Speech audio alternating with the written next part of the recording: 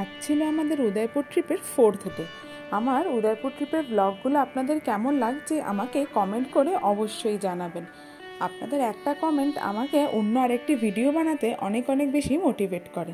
তো আমরা এবার বেরিয়ে পড়েছিলাম আজকে সজ্জনগড় ফোর্ট যাওয়ার জন্য, যেটা কিনা উদয়পুর থেকে প্রায় 13 কিলোমিটার দূরে একটি পাহাড়ের ওপর অবস্থিত। তো এখন আমরা পৌঁছে গেছি ফোর্টের সামনে, কিন্তু এইটা হচ্ছে ফোর্টটার মেন গেট। এবার আমাদের এই পাহাড়ের মধ্যে দিয়ে ফোর্টটা অবধি পৌঁছাতে হবে। তার জন্য এখানে যে গাড়িগুলো দাঁড়িয়ে আছে এগুলো রেন্টে পাওয়া যাচ্ছিল। গাড়িগুলো রেন্ট ছিল 150 টাকা করে, আর এমনিতে ফোর্টের টিকিট হচ্ছে পার হেড 100 টাকা করে। আর এই যে গাড়ি চলতে আরম্ভ করেছে, আমি অর্ণব আর মেয়েই শুধু গাড়িতে ছিলাম। আসলে এই ফোর্টটা আরাওয়ালি রেঞ্জ হিলের বনসদারা পিক নামে একটি পিকের ওপর তৈরি করা হয়েছিল, যেটা কিনা সমুদ্রতল থেকে 944 মিটার ওপরে। আর সত্যি কথা বলতে গাড়ি করে যেতে যেতে আমার মনে হচ্ছিল যে বাবা এই কোন হিল স্টেশনে এসে গেলাম রে বাবা, কেননা পুরো রীতিমতো পাকদণ্ডি টাইপের রাস্তা ছিল, আর এরকম টার্ন নিয়ে নিয়ে গাড়িটা কিন্তু ওপর দিকে উঠছিল। এবার আপনাদেরকে এই সজ্জনগড় ফোর্টের কিছু ইতিহাস বলে দিই। সজ্জনগড় ফোর্টকে কিন্তু মনসুন প্যালেসও বলা হয়, আর সেটা বলার অন্যতম কারণও আছে। দেখছেন কিরকম পাহাড়ি পাকদণ্ডি রাস্তার মধ্যে দিয়ে গাড়িটা যাচ্ছে। সত্যি কথা বলতে আমার না একটু ভয় লাগছিল, কেননা মাম্মামকে নিয়ে এসেছিলাম, ওর যদি ইয়ার ব্লক হয়ে যেত এতটা উঁচুতে ওঠার জন্য, তো সেই ভয়টা একটু পাচ্ছিলাম। যাই হোক, সেরকম কিছু হয়নি, তবে মানে এতটাই চড়াই উতরাই হচ্ছিল যে মাম্মাম একটু অবাক হয়ে গেছিলো আর কি, তো সেই ভয়টা পাচ্ছিলাম। যাই হোক, এবার আমরা ফোর্টটার সামনেটায় পৌঁছে গেছি, আর এইখান থেকেও ফোর্টটায় যাওয়ার জন্য যথেষ্ট এরকম চড়াই রাস্তা দিয়ে ওপরে উঠে যেতে হচ্ছিল। 1884 সালে মেওয়াড় সাম্রাজ্যের 72তম রাজা মহারানা সজ্জন সিং এই প্যালেসটি তৈরি করা শুরু করেন।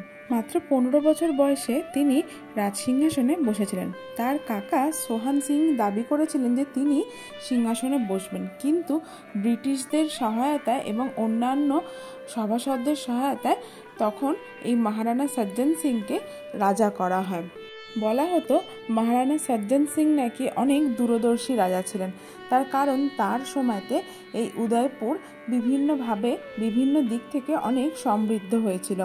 এমনকি তার সময়তেই উদয়পুর দ্বিতীয় মিউনিসিপ্যাল কর্পোরেশনের শহর হয়েছিল। প্রথম শহর হয়েছিল বম্বে, আর সেকেন্ড হয়েছিল এই উদয়পুর। তো মহারানা সজ্জন সিং এই প্যালেসটি বানিয়েছিলেন অ্যাস্ট্রোনমিক্যাল মানে জ্যোতির্বিদ্যার কিছু রিসার্চ করার জন্য, আর যাতে কিছু লোকের কর্মসংস্থানও হয় তার জন্য।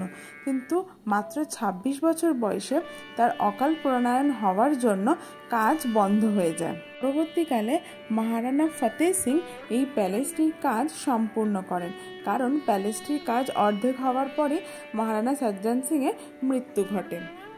তিনি নিজেই পুরো এই প্যালেসটার আর্কিটেক্টটা কিন্তু বানিয়েছিলেন। তিনি চেয়েছিলেন এটাকে 9 তলা একটি বিল্ডিং বানাতে, যাতে কিনা বিভিন্ন জ্যোতির্বিদ্যা সংক্রান্ত রিসার্চ করতে কোনো রকম কোনো অসুবিধা না হয়।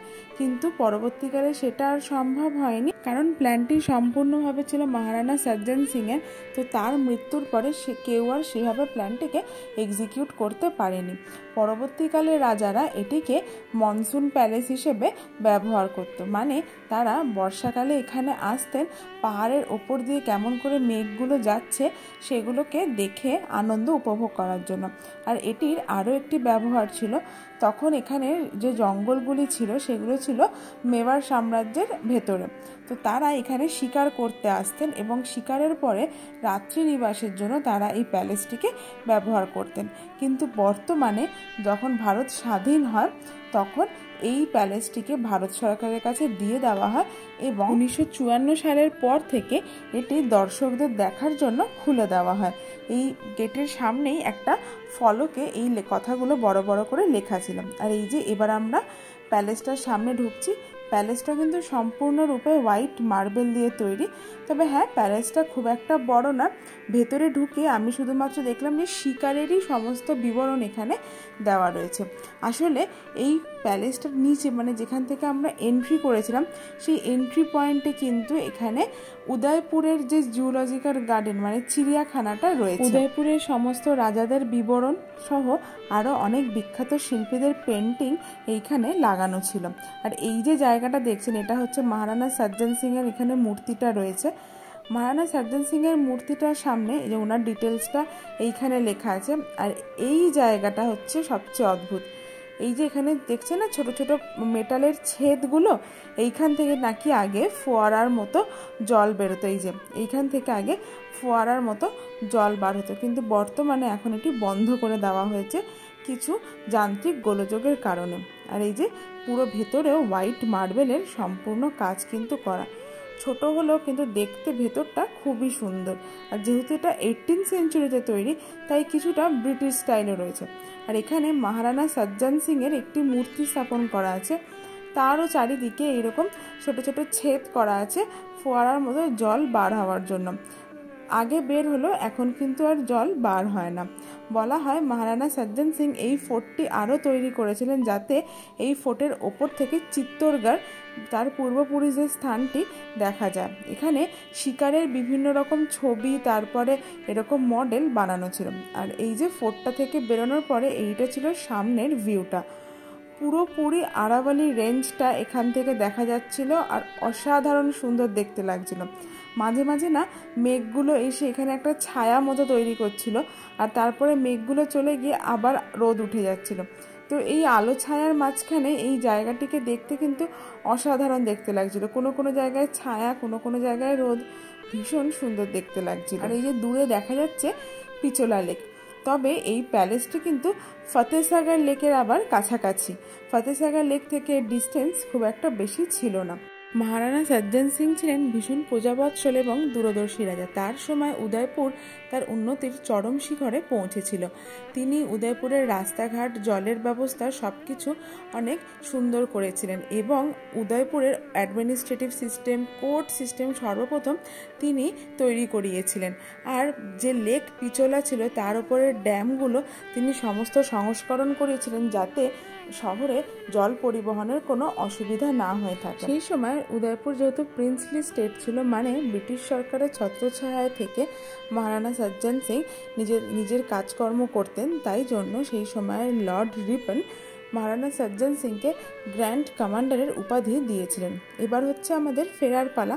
আমরা এই সজ্জনগড় ফোর্ট থেকে ফিরে এবার আমরা যাব হচ্ছে সজ্জনগড় জুতে। অ্যাকচুয়ালি এটি উদয়পুরেরই জু। আর নামার সময় এই যে আমরা পুরোপুরি আরাভালি রেঞ্জের মধ্যে দিয়েই গাড়িটা করে নামছিলাম, আর সাথে এনজয় করছিলাম এই সুন্দর ভিউটা। নিচে নামার সময় যেন ভিউটা দেখতে আরও বেশি ভালো লাগছিল, কারণ উঁচু উঁচু পাহাড়গুলো যেন প্রাচীরের মতো দাঁড়িয়ে রয়েছে, আর এই প্যালেসটাকে যেন রক্ষা করছে একজন দেহরক্ষীর মতো। তবে একটি কথা না বললেই নয়, এখন কিন্তু এই সমস্ত জায়গাটি রাজস্থান সরকারের ফরেস্ট ডিপার্টমেন্ট দ্বারা সংরক্ষিত এবং রক্ষণাবেক্ষণ করা হয়ে থাকে। এই সমস্ত জায়গাগুলো ভিজিট না করলে বুঝতেই পারতাম না যে আমাদের ভারতের ইতিহাস এতটা গৌরবময় এবং এতটা সুন্দর। সত্যি কথা বলতে এই জায়গাগুলো ঘুরে আস্তে আস্তে আমার মনটা গর্বে তো ভরে উঠছেই, আর মনে যেন একটা অদ্ভুত প্রশান্তি অনুভব করছি এত সুন্দর ইতিহাস জানতে পেরে। আর এই যে এখানে সুন্দর ভিউটা দেখতে দেখতে আমরা আস্তে আস্তে নিচের দিকে নামছিলাম। দেখছেন রাস্তাটা কীরকম পাকদণ্ডি টাইপের রাস্তা। মাম্মাম কিন্তু এই টাইমটাতে ভাগ্যিস ঘুমিয়ে পড়েছিল, তাই অতটা ওকে নিয়ে অসুবিধা আর হয়নি। তবে এখন যেহেতু গরমকাল, তাই পাহাড়গুলো শুষ্ক হয়ে গেছে। ড্রাইভার দাদা বলছিল বর্ষাকালে নাকি পাহাড়গুলো একদম গাছপালায় ভরে গিয়ে সবুজ হয়ে যায়, আর যখন পাহাড়ের ওপর থেকে মেঘগুলো আসে তখন নাকি পাহাড়গুলো দেখতে আরও অনেক বেশি সুন্দর লাগে। আর ওই যে দূরে দেখা যাচ্ছে উদয়পুর সিটিটা। আগে নাকি এইসব জঙ্গলে লেপার্ড সহ অন্যান্য বন্য জন্তু জানোয়ারও দেখা যেত, কিন্তু এখন আর বর্তমানে সেরকমভাবে প্রায় দেখা যায় না বললেই চলে। অবশ্য পরিবেশের বদল, ক্লাইমেটের চেঞ্জই হয়তো এইসবের জন্য দায়ী, কিন্তু তাও বলবো তাই বলে এখানকার সৌন্দর্য কিন্তু কোনো অংশেই কম হয়ে যায় না। এই সৌন্দর্য উপভোগ করতে করতেই আমরা পৌঁছে গেলাম সজ্জনগড় জুলজিক্যাল পার্কের সামনে। আগে নাকি এই জুটা এখানে ছিল না, এটি ছিল গুলাববাগে, ওই যেখানে আমরা টয় ট্রেন চড়েছিলাম সেইখানে। কিন্তু পরবর্তীকালে গুলাববাগ থেকে এই জুটাকে এইখানে নিয়ে আসা হয়। এই যে আমরা এখানে এসে গেছি, আর অর্ণব যাচ্ছে টিকিট কাউন্টারের দিকে টিকিট কাটবে বলে। এখানে টিকিট কাটার না একটা অদ্ভুত ব্যবস্থা আছে, কেমন একটা ফ্যাক্স মেশিনের মতো মেশিন আছে, সেখান থেকে অটোমেটিক্যালি টিকিট কেটে বেরিয়ে আসছে। বেশ ভালো কিন্তু ব্যবস্থাটা। আর এই যে গাছটাতে ফুল ধরেছে, এত সুন্দর দেখতে লাগছে। এখানে সমস্ত জায়গাতেই এই সাদা ফুলগুলো ফুটে রয়েছে। এগুলোকে যে কি ফুল বলে আমি জানি না এর সঠিক নাম, আপনারা যদি জেনে থাকেন তাহলে আমাকে কমেন্টে জানাবেন। আর এই যে আমরা এবার যাচ্ছিলাম এখানের ব্যাটারি গাড়িটার দিকে। তার কারণ হচ্ছে টিকিট কাউন্টার থেকে আমাদের বলল এই পার্কটা নাকি বিশাল বড়, আর যেহেতু এটা পাহাড়ের ঢালে তৈরি, মাম্মামকে কোলে নিয়ে আমাদের দুজনের পক্ষে হেঁটে হেঁটে দেখা সম্ভব নয়। তাই আমরা এই ব্যাটারি গাড়িটা ভাড়া করেছিলাম। এই ব্যাটারি গাড়িটার পুরো সম্পূর্ণটা ভাড়া ছিল 500 রুপিস। আর এবার গাড়ি চলতে আরম্ভ করেছিল। মাম্মামের বোধহয় একটু ঘুমও পাচ্ছিল, ও একটু টায়ার্ডও হয়ে গেছিলো আসলে ঘুরে ঘুরে, কেননা ও তো কোনোদিনও সেভাবে পাহাড়ি রাস্তায় চাপেনি। প্রথমবার পাহাড়ি রাস্তায় আজকে চেপে ওরও বোধহয় একটু শরীরের মধ্যে অস্বস্তি হচ্ছিল। যাই হোক, এবার আমাদের জু ঘোরা শুরু হলো। আর এই যে দূরে সুন্দর আরাবালি রেঞ্জের পাহাড়গুলো দেখা যাচ্ছিল। প্রথমেই আমরা দেখছিলাম ভাল্লুক, তারপরে আর এই যে এবার আসছিল এমু পাখি। এই জায়গাটিতে এই যে এই এমু পাখিটিকেও রাখা হয়েছিল। পাখিটি চুপটি করে বসেছিল, বোধহয় গরম লাগছিল তাই জন্য। এত রোদ বাইরে, কি আর করবে বেচারি, গাছের তলায় বসে রয়েছে। আসলে ম্যাক্সিমাম জন্তু জানোয়ারই একটু গাছের ছায়ায় বা একটু যে ওদের ভেতরের যে খাঁচার ভেতরে জলাটা থাকে সেই জলাটার কাছে বসেছিল। সে হরিণ হোক, বাঘ হোক আর সিংহই হোক। এখানে আমরা এখানে অনেক হরিণ ছিল। এমনিতে জন্তু জানোয়ারের কোনো নতুনত্ব ছিল না, সাধারণত সমস্ত জুতে যে জন্তু জানোয়ার থাকে সেই রকম জন্তু জানোয়ার ছিল। কিন্তু এখানের একটা আলাদা অ্যাট্রাকশন ছিল, এমন পাহাড়ের কোলে ধাপ কেটে কেটে এই জুটা বানানো হয়েছে। আর আপনি জুটা দেখতে দেখতে চারিদিকে এরকম সুন্দর আরাভালি রেঞ্জের একটা ভিউ, এরকম একটা পরিষ্কার আকাশ, একটা সুন্দর নৈসর্গিক দৃশ্য দেখতে পাবেন। এইরকম দৃশ্য কিন্তু আমি একদমই অন্য কোনো জুতে দেখিনি। ভারতবর্ষের অনেক জুতে গেল এইরকম জু আমি খুবই কম গেছি। আর এই যে দেখুন বাঘ মামা এখানে বসে আছে চুপটি করে বাঁশঝাড়ের নিচে। এখানে বসে বোধহয় একটু আরাম করে নিচ্ছে দুপুরের খাওয়া দাওয়ার পরে। আর এইদিকে মাম্মামের বাবা মাম্মামকে সমানে বলছে, দেখ দেখ ওই যে বাঘ মামা দেখ। সে মাম্মাম তো কিছু বোঝেও না, সে দেখতেও পারছে না, বুঝতেও পারছে না। লাস্টে আমাদের হইহট্টগোলে বাঘ মামায় বিরক্ত হয়ে উঠে চলে গেল। আর মাম্মাম আমাকে দেখছে, আমি ভিডিও করছি তো ও আমার দিকে তাকিয়ে আছে, ও কিছু বুঝতেও পারছে না, দেখছেও না। আর ওর বাবা ওকে শতবার চেষ্টা করে যাচ্ছে বাঘটাকে দেখানোর জন্য। যাই হোক, মেয়ে যখন বাঘ দেখলো না, তো মাম্মামের বাবা ভাবলো ঠিক আছে মেয়ে এবার সিংহ দেখবে। কিন্তু সে মেয়ে তো সিংহ বুঝতেও পারছে না। আসলে এগুলো যে আমি যে ভিডিওগুলো নিয়েছি অনেকটা জুম করে ভিডিও নেওয়া হয়েছে, অনেকটা দূরে রয়েছে। আর ওর তো ছোট মানুষ, ওর এখনও চোখের দৃষ্টি অত হয়নি যে সিংহ ও বুঝতে পারবে। এগুলো ক্যামেরায় জুম করে নেওয়া বলে বোঝা যাচ্ছে। মেয়ে তো কিছু দেখছে না, মেয়ে শুধুমাত্র আমাকে দেখছে আর ওর বাবাকে দেখছে আর ক্যামেরা দেখছে।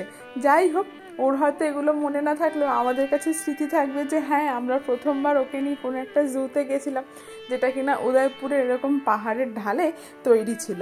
আর ওকে নিয়ে এরকম অনেক আমরা মজাও করেছিলাম। এবার বলি গুলাববাগ থেকে জুটিকে এখানে আনার কারণ। 2004-05 সালে দেখা যায় যে গুলাববাগে যে জুটি ছিল সেইটি একটি জু হওয়ার জন্য যে ক্রাইটেরিয়াগুলো ফুলফিল করা দরকার সেগুলো ফুলফিল করতে পারছিল না। সেই সময় এইখানের 36 হেক্টর জায়গাতে সিলেক্ট করা হয় ন্যাশনাল জিওলজিক্যাল পার্ক বানানোর জন্য, এবং 21 কোটি টাকা প্রায় অ্যালটমেন্ট করা হয়। 2015 সালের 12 এপ্রিল প্রকাশ জাভেদকর এই জুটার উদ্বোধন করেন, এবং এই জুটার কাজ কিন্তু এখনও অন প্রসেসিং রয়েছে। মানে কিছু কিছু জায়গায় কাজ এখনও কিন্তু চলছে, এবং কিছু কিছু জন্তু জানোয়ার আনা এখনও বাকি রয়ে গেছে। তাহলে আজকে আমাদের জু আর সজ্জনগড় ফোর্ট দুটোই দেখা হয়ে গেল। এবার আমরা ফতেসাগর লেকের পাশ দিয়ে কিন্তু আমাদের হোটেলের দিকে ফিরছিলাম। আসলে তখনই আমি বলেছিলাম কিন্তু যে সজ্জনগড় ফোর্ট থেকে কিন্তু ফতেসাগর লেকটা একটু কাছাকাছি আসে। আশা করব আমার ভিডিওগুলো আপনাদের অনেক ভালো লাগছে। আর যদি ভালো লেগে থাকে তাহলে আমার পেজটিকে ফলো করে দেবেন ফেসবুকে, আর আমার চ্যানেলটিকে সাবস্ক্রাইব করে দেবেন ইউটিউবে। আমার ভিডিওটি সম্পূর্ণ দেখার জন্য সকলকে ধন্যবাদ।